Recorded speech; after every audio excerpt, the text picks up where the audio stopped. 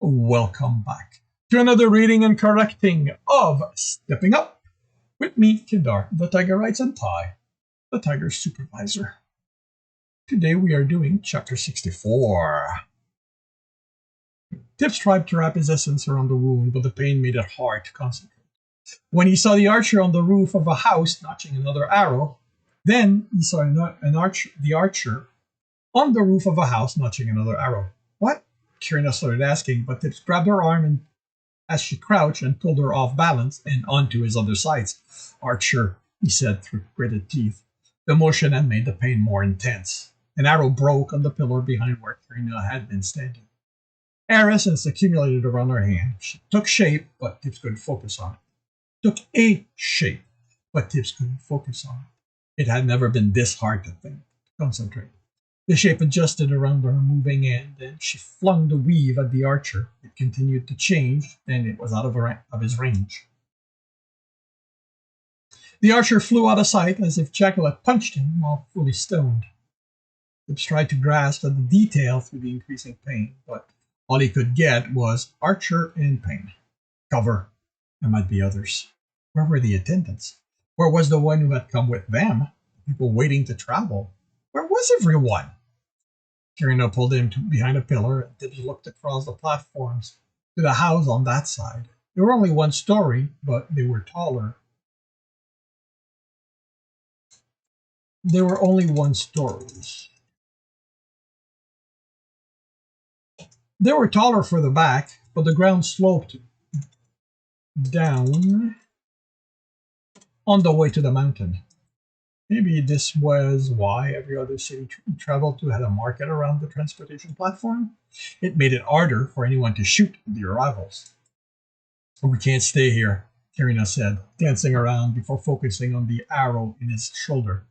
It screamed as she pulled up the skin around it, and she stopped.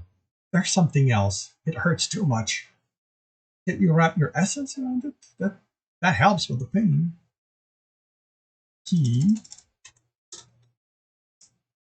He shook his head and regretted it. Mine's fuzzy. There's poison, she mused. No corruption. You could tell that, at least. There are other kinds. She looked around. We need to move. The inn, Tiff said. Whatever was going on, the answer would be at the inn.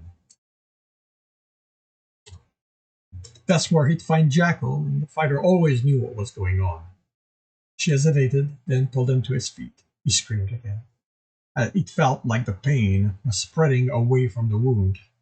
He looked around the pillar. The road was empty in all directions.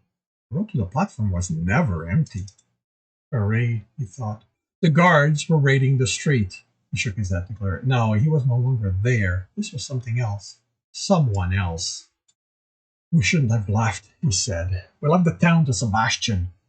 This was your one chance at purity, Tibs, and nearly every other runner left. If the conscript couldn't keep this from happening, I doubt you would have made a difference. It's my town, he growled. His growl came out as more of a whine to his ear. How do we get to the inn, Tibs? I'm thinking we want to stay off the street, but I don't know the alleys. He tried to focus on the alleys he could see and remember the layout. This part of the town hadn't changed in months, but the fuzziness made it difficult. That one, he pointed, then his hand dropped as if stone had been attached to it. It's like a maze, and there's going to be creatures. No, people there to stop us. So this is like a run. But they weren't in the dungeon. He looked at the sky to confirm it. Jekyll's going to want loot. Jekyll can come get us if he wants that loot so badly, she muttered. Ready? She asked, but didn't wait for his answer, pulling him along. Tibs managed not to scream at the jostling, but he was sweating when they stopped by the entrance. I don't see anyone, he said, peering in the alley. When she looked at him, her expression turned concerned, then angry. The pill just healed you. Right, he had purity. He sensed the reserve, with his paltry quantity of essence, but he couldn't grasp it. When he focused on pulling it, his mind's fingers turned numb. And what would he do with it? He realized. It wasn't like he'd ever sensed how a cleric healed. Hopefully there's no one, she whispered. She moved slower, supporting more of his weight. Jekyll's going to be angry if you get any more hurt. Maybe the archer died when he fell and left loot behind. The words came out without his intending to say that. He knew people didn't leave loot behind. They made it to another street without incident. There, Karina stopped. The street was empty again, but Tibs realized she was concentrating in one direction. Then he made out the sound of fighting. He stepped in that direction, but she pulled him back, causing him to scream again as the paint flashed. It seemed as if anything,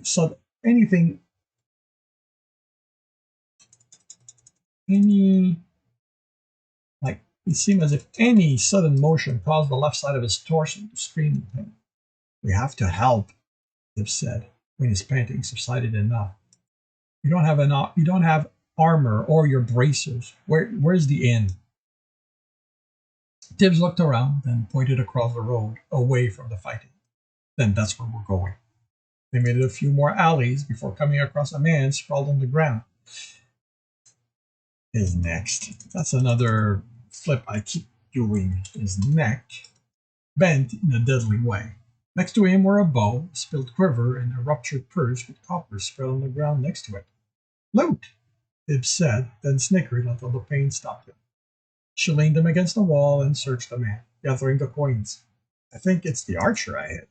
She pulled a medallion under his shirt and showed it to Tibs.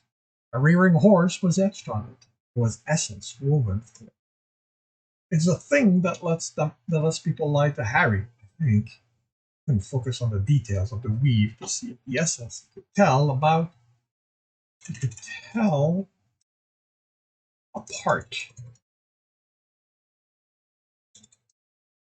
were the same.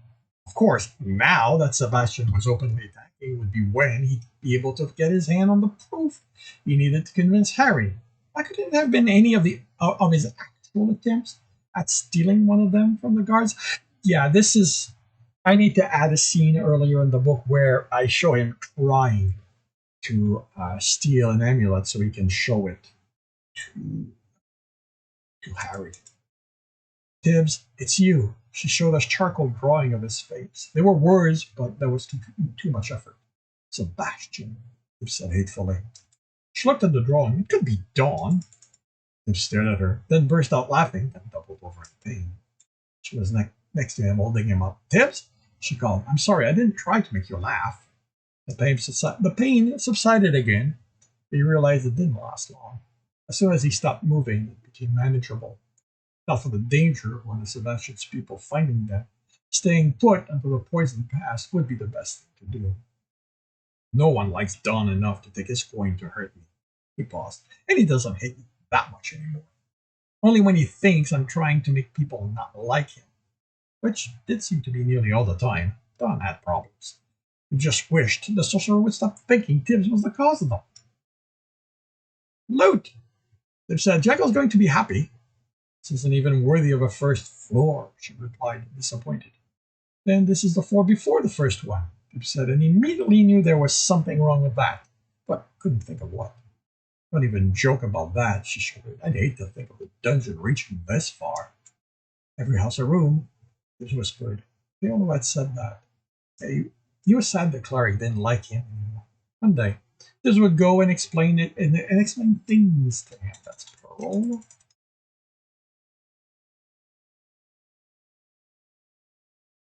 When he no longer had to fear what the guild did to him if they learned about his essence. She put his arm around her shoulders, and they made it to the other side. "Hey, you!" someone yelled. He looked over his shoulder at a man in blood-stained leathers carrying a chest under his arm. "Stop!" Kieran hurried into the alley, and Tibs did his best not to voice his pain. "Get him!" Who was the man talking to? Partly through the alley, Karina dropped him. Before the pain passed enough, he could voice his complaint. He felt the air essence around them shift and gather. You don't need around. It's already there. Shift and gather. Thugs were shoved back where Karina pointed. Tips tried to count how many there were, but he mostly saw legs, and there were too many of those. Numbers above 1 and 0 were just too hard. Kirina stepped across him. This might hurt, she said, as essence gathered tighter around them. Well, her. She continued pushing the approaching thugs away with a hand, while gathering more essence into a weave. That was a lot of essence, Tibs thought in awe. She closed her free hand into a fist, and the weave compressed into a sheath around her. She was making armor out of air? He so had to try that when he had his bracers. She was sweating and panting. "Abyss, I hope this works," she whispered, then opened her hand. The impact shoved the breath out of Tibs hard enough it was a pain apart from the injury. The walls in the alleys cracked and broke as they bowed away. The thugs flew away, some through walls. When the pain passed, Kirina was leaning against a support beam that was all that was left of that wall. "You okay?" she asked. He nodded in spite of the continuing pain.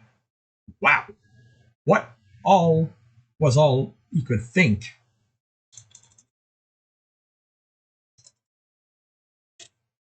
He'd never seen her break things unless it was with her air blades, and those only did small damage.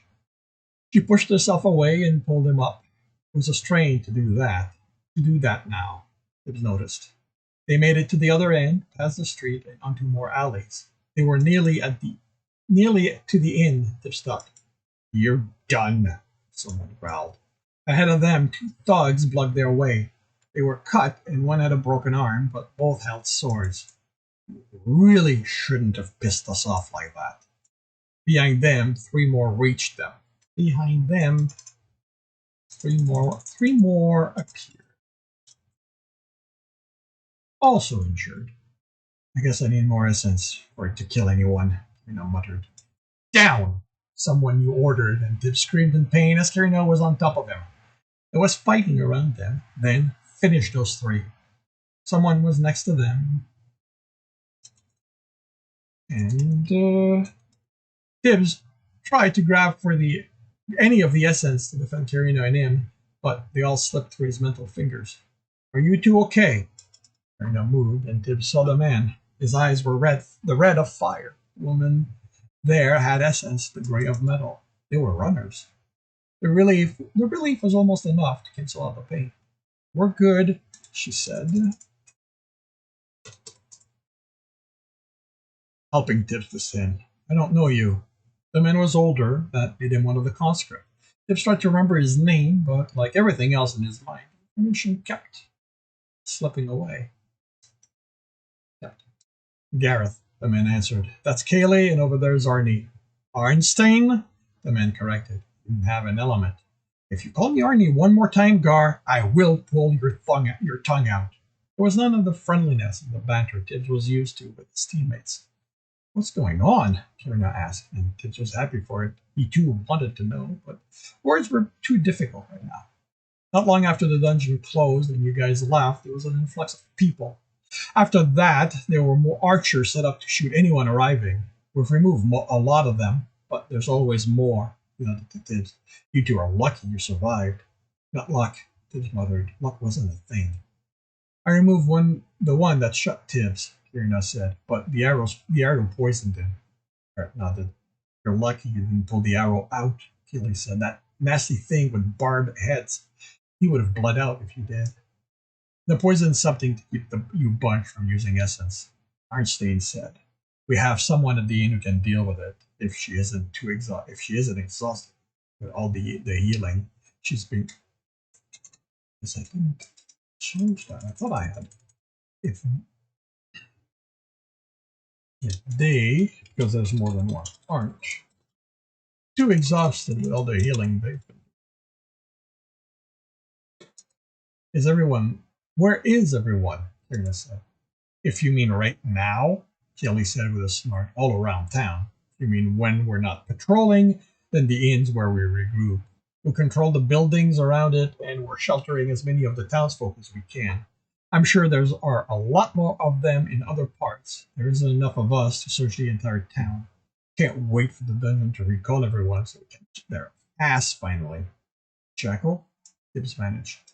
Gareth shrugs. "Probably out there, kicking every one of their asses he comes across. I think he's the only one actually enjoying this." What about the guards? Kierna asked. They can't all have been working for Sebastian. What are they doing to help? Arnstein snored. Those that are left are posted around the guild building and aren't moving from there.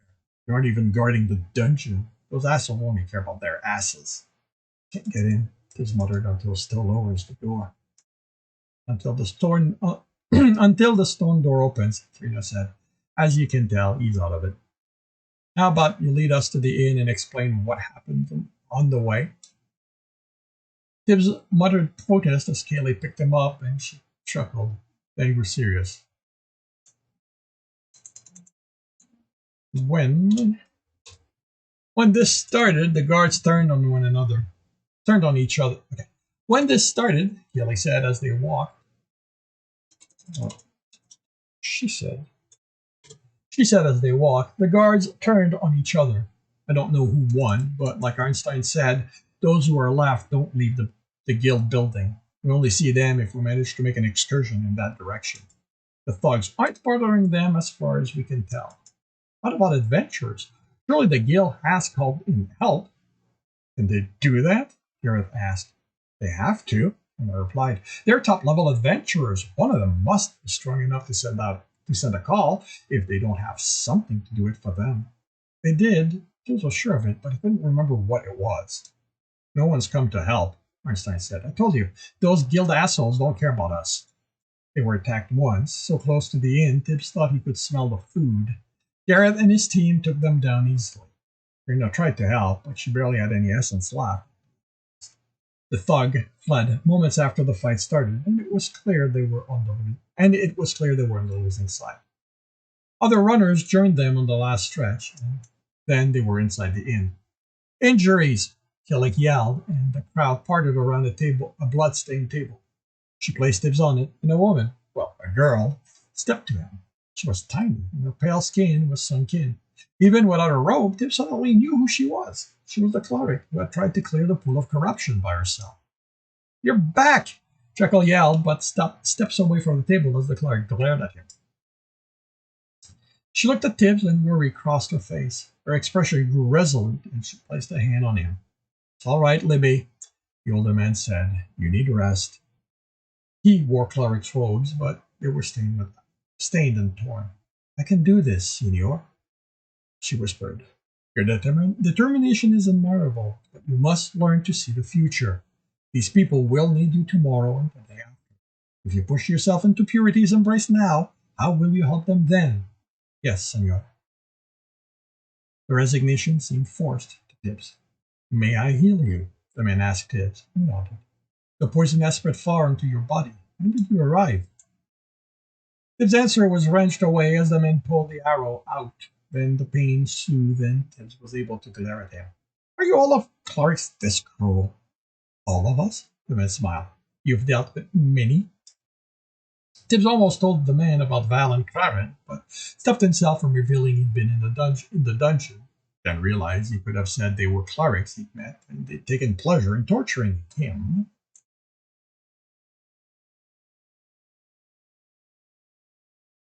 But the healing had taken away his anger. The clerics pulled his hand away, leaving behind a lack of injury on Tibbs' body, and a clarity of mind that made Tibbs realize he should have paid attention to what the cleric did when he healed them. Tibbs sat carefully, wary of the pain the poison had caused, but that was gone too. How many clerics are in Craggle Rock? The clarity wouldn't last, so he wanted to take advantage of it. 6. Where are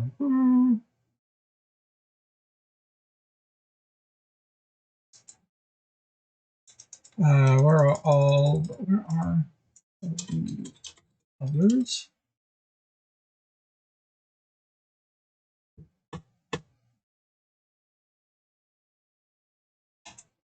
I'm going to wait on a beta reader comment.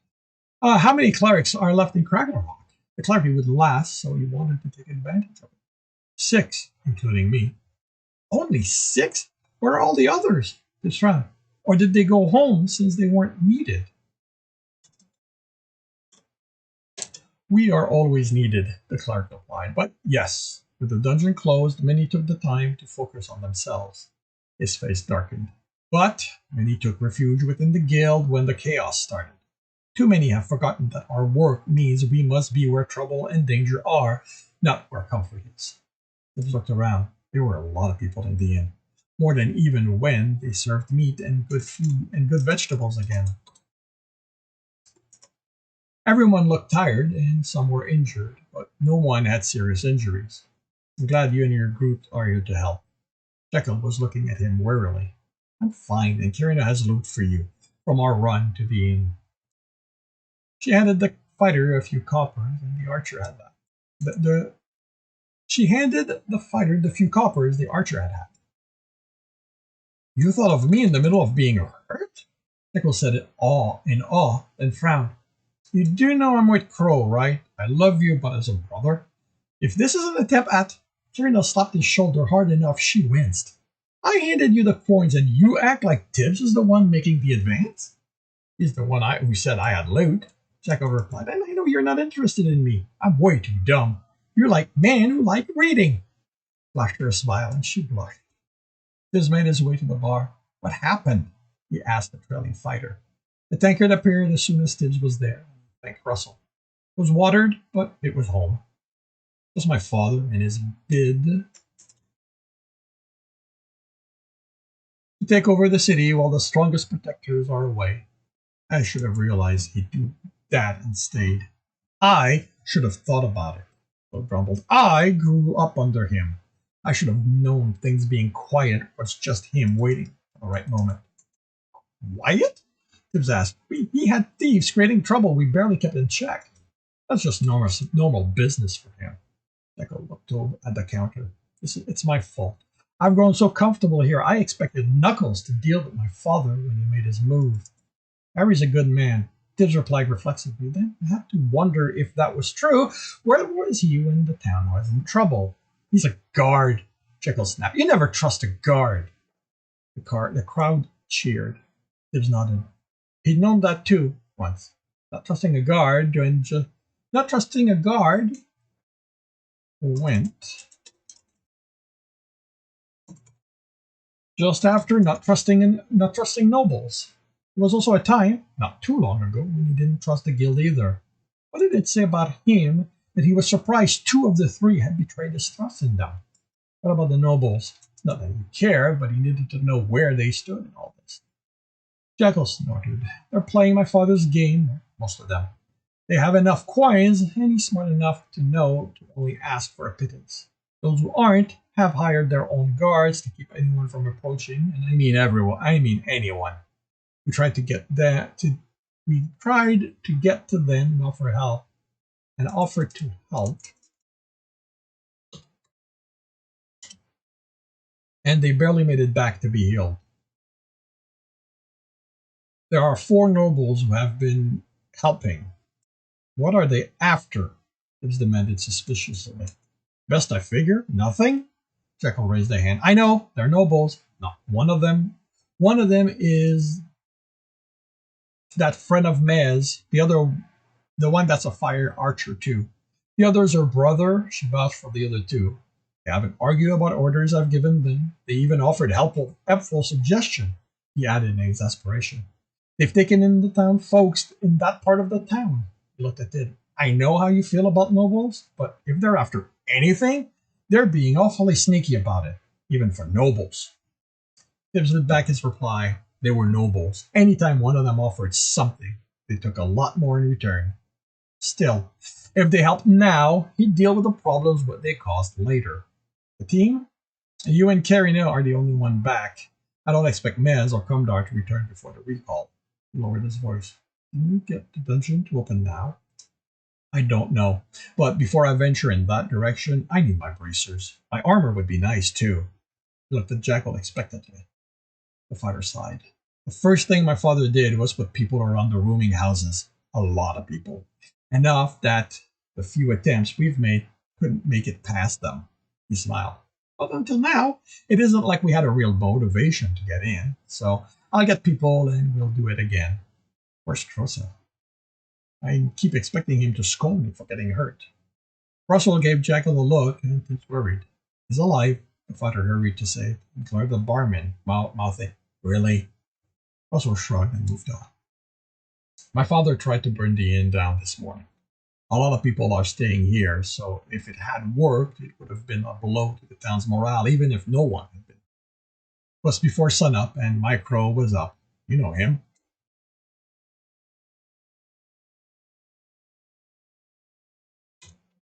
You know him. I can never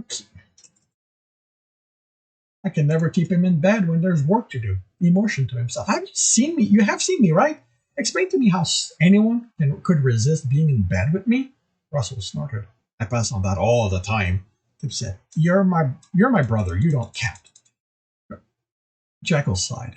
Crow smelled the smoke, and the idiot ran out instead of getting me.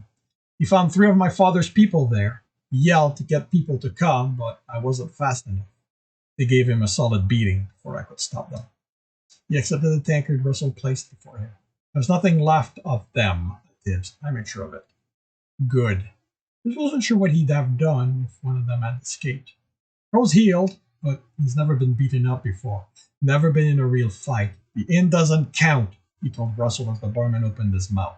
The people who come in here respect him, and no matter how drunk they aren't going to try to kill him.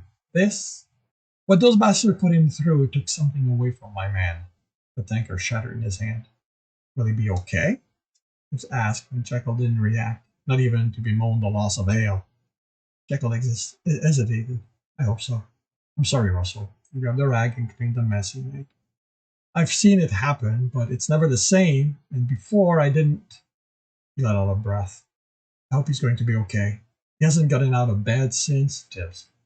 Forced to smile. And I know one thing that will make him feel better. Come on, I'll take you to him. The common room up the stairs was packed with people sleeping on the large beds and even the floor. The next floor had the rooms for Cosette.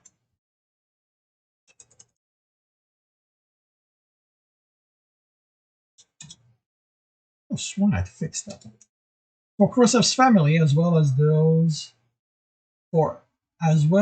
a few for those with coins to afford bed to themselves. Jekyll hesitated, then knocked on the door. Crow, it's me. Come in, came the reply. Tibs was through before the door was fully open and hugged Krosev, who was seated on the bed. The server was too stunned to react immediately, then wrapped his arm around Tibs. Are you okay? Tibs asked. I'm fine, Krosev said dismissively. I'm just tired. Did you just arrive? Tibs nodded and studied Krosev's face. Jekyll was right. There was something gone, some of the fire in his eyes. Yes, Tibs said. Then I had an idea. And Jekyll nearly ripped my shoulder when he hugged me. He did what? The server demanded. Doesn't need to be kept. Glaring at the fighter.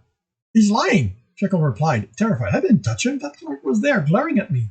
I had an arrow poking out, and he just squeezed me. Hurt a lot. Christopher got off the bed and stalked to the fire. How dare you hurt him? What is wrong with you? Tibs, Jekyll pleaded. Tibs thought about letting this go a while longer. It wasn't often he got to see Jekyll on the defensive, but he had accomplished his goal. Joseph was out of bed, and by the sound of it, he had regained his fire.